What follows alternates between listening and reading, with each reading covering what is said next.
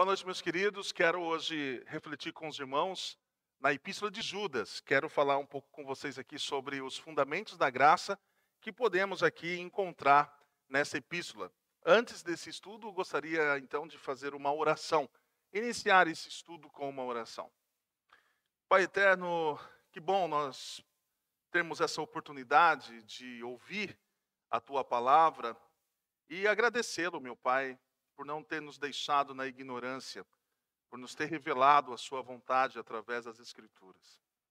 Que neste momento, não somente o nosso intelecto venha ser preenchido com informações, mas que o nosso coração, que todo esse conhecimento venha a ser aplicado em nosso coração para que possamos assim ter uma vida piedosa diante de tudo aquilo que o Senhor tem apresentado através das Escrituras. Que acima de todo conhecimento que possamos ter, que seja, meu Senhor, o Teu Espírito nos conduzindo cada dia mais a Te adorar e a bendizer o Teu santo nome em todos os instantes, em todos os momentos de nossas vidas enquanto formos aqui peregrinos nessa terra. Abençoe a cada irmão que estará assistindo, abençoe a minha vida neste momento. É o que eu te peço, Senhor, em nome do Teu Filho Jesus. Amém. Meus irmãos, Judas era irmão de Tiago, o escritor da Epístola de Tiago, o que significa que também era meio-irmão de Jesus. Em Mateus, no capítulo 13, verso 55, está escrito: não é este o filho do carpinteiro? Não se chama a sua mãe Maria e os seus irmãos Tiago, José, Simão e Judas? Então, no tempo de Judas, era normal identificar-se como filho de alguém, não como irmão de alguém. A razão pela qual ele escolheu fazer essa identificação da sua pessoa foi a proeminência de Tiago, que Tiago teve no concílio de Jerusalém. Mas certamente Judas era considerado um homem de grande importância espiritual por direito próprio. Seu propósito era que sua epístola fosse um tratado sobre a salvação. Mas quando começou a escrevê-la, sentiu-se compelido a escrever contra os falsos mestres que estava pondo em perigo a igreja. Judas foi um verdadeiro defensor da fé, um exemplo de piedade cristã para todos os crentes. Ele declarou com firmeza as mesmas doutrinas da graça que tinham sido ensinadas pela longa linha de homens piedosos que o precederam. Então quero falar um pouco com vocês sobre o Deus, o preservador do seu povo nesse ponto. O livro de Judas compõe-se de um único capítulo, mas esta breve carta contém uma vigorosa advertência contra os falsos mestres que se haviam insinuado na igreja. Escrito num estilo dinâmico, com muitas vívidas figuras de linguagem, o livro é uma obra polêmica contra os condenáveis hereges que estavam introduzindo o seu gnosticismo na comunidade dos crentes. Esses hereges negavam o senhorio de Cristo, exerciam uma licenciosidade pecaminosa, buscavam saciar seus desejos pecaminosos, vinham atrás do ganho egoístico, eram facciosos, causadores de divisões e arrogantes. Esse livro põe às claras esses falsos mestres e lança um solene chamado aos crentes, convocando-os para batalharem zelosamente pela fé. Quero chamar a atenção aqui dos irmãos que nós iremos tratar aqui alguns pontos da graça irresistível no livro de Judas. Judas dirigiu-se aos crentes como aos que foram chamados, isto é, aos que são efetivamente atraídos por Deus para chegarem a Cristo. Temos aí o chamado soberano de Deus dirigido a seus eleitos para a salvação. No tempo de Judas, havia muitos falsos mestres com distorções satânicas da verdade. Mas Deus triunfou e triunfa sobre essas mentiras, chamando os seus escolhidos para si mesmo. Nessa obra divina, Deus dá aos eleitos ouvidos para que ouçam e corações para que respondam positivamente a verdade divina. Os destinatários da carta, eleitos de Deus, foram chamados porque eram amados de Deus, né? Ou seja, eles foram chamados de eleitos porque eram amados de Deus. Uma referência especial ao amor que ele tem por seus escolhidos. Verso 1 dessa carta está escrito assim: Judas, servo de Jesus Cristo e irmão de Tiago, aos que foram chamados, amados por Deus e guardados por Jesus Cristo. Aos que foram chamados são aqueles que são convocados divinamente para a fé em Cristo. A respeito desse chamado eficaz, Calvino observa: por meio do seu chamado, ele os fez participantes do Evangelho. Ele os regenerou para uma novidade de vida por seu Espírito. Fazendo uma clara distinção, isso não se refere a um convite geral para a salvação, mas ao chamado eletivo e irresistível de Deus para a salvação. Em Romanos, capítulo 1, verso 7, está escrito: a todos os amados de Deus, que estáis em Roma, chamados para serdes santos, graça a vós outros e paz, da parte de Deus, nosso Pai, e do Senhor Jesus Cristo. A primeira carta aos Coríntios, capítulo 1, verso 23, está escrito: mas para os que foram chamados, tanto judeus como gregos, pregamos Cristo, poder de Deus e sabedoria de Deus. Primeira carta aos Tessalonicenses, capítulo 5, verso 24, está escrito: fiel é o que vos chama, o qual também o fará. O chamado de Deus, visto que é eficaz, leva consigo a graça operativa pela qual a pessoa chamada é habilitada a responder ao chamado e a aceitar Jesus como ele é oferecido livremente no Evangelho. Judas reconheceu e declarou que Deus tinha realizado esta obra na vida dos crentes. Os que pertencem ao Senhor são dele, tão somente porque foram chamados irresistivelmente por ele. Na carta de Judas também nós encontramos um resumo da perseverança dos santos. A doutrina da perseverança e da segurança eterna era de vital importância para Judas por causa da presença ameaçadora de muitos falsos mestres. Suas mentiras satânicas confrontavam a igreja e colocavam em sério perigo a estabilidade das congregações locais. Esses falsos mestres, dominados pelos demônios, tinham recebido poder para causar destruição dentro da igreja. Os verdadeiros crentes, então, precisavam que a verdade da sua preservação eterna em Cristo fosse reforçada. Por isso, Judas a reafirmou em seus primeiros e últimos versículos. Essas fortes declarações servem de abertura e fecho da epístola. Guardados com segurança. Todos os que são chamados são mantidos seguros por Jesus Cristo. São preservados por ele até a morte ou até quando ele voltar.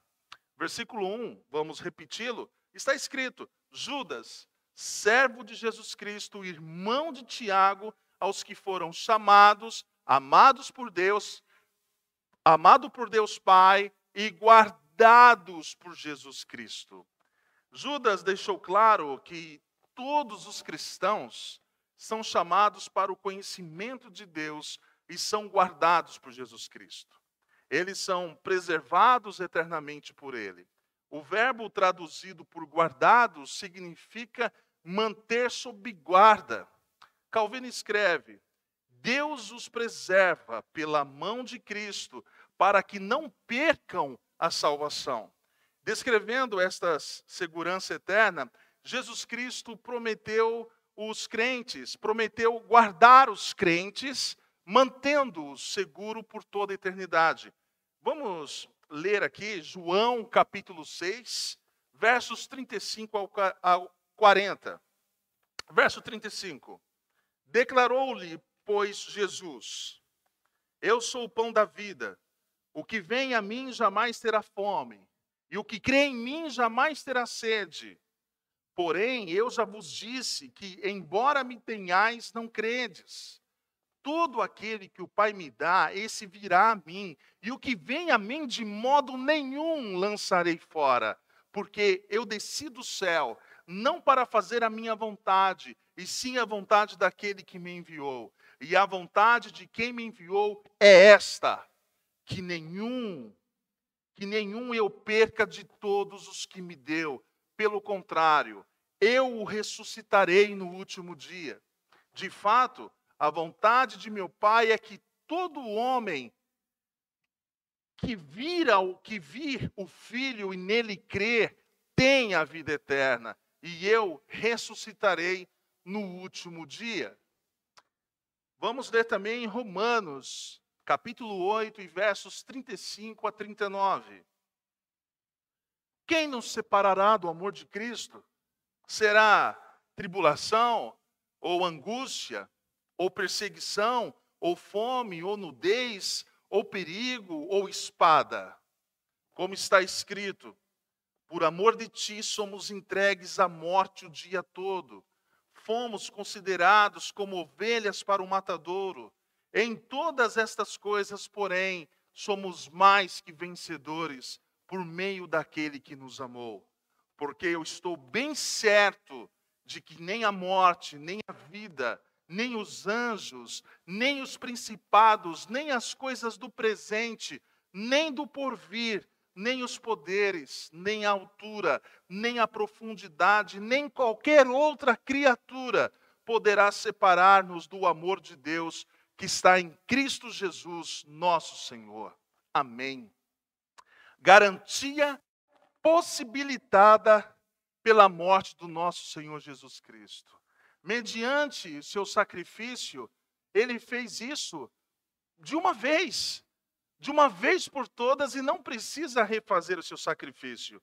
Na primeira carta de Pedro, capítulo 3, verso 18, está escrito: pois também Cristo morreu uma única vez pelos pecados, o justo pelos injustos, para conduzir-vos a Deus, morto sim, na carne, mas vivificado no Espírito. Cristo estende o perdão dos pecados à realidade na cruz. E o Pai protege por seu poder. Primeira carta de Pedro, capítulo 1, verso 5. Que sois guardados pelo poder de Deus, mediante a fé, para a salvação preparada para revelar-se no último tempo.